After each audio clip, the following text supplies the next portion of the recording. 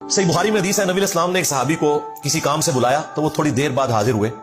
नबी इस्लाम ने कहा कि मैंने तुम्हें बुलाया था। उन्होंने कहा या रसूलल्लाह, मैं नमाज पढ़ रहा था, मुझे आपकी आवाज आई है लेकिन मैं नमाज पढ़ रहा। तो आपने फरमाया कि क्या तुमने कुरान की आयत नहीं सुनी हुई सूरतुल अनफाल की कि जब अल्लाह और उसका रसूल बुलाएं फौरन हाजिर हो जाया करो।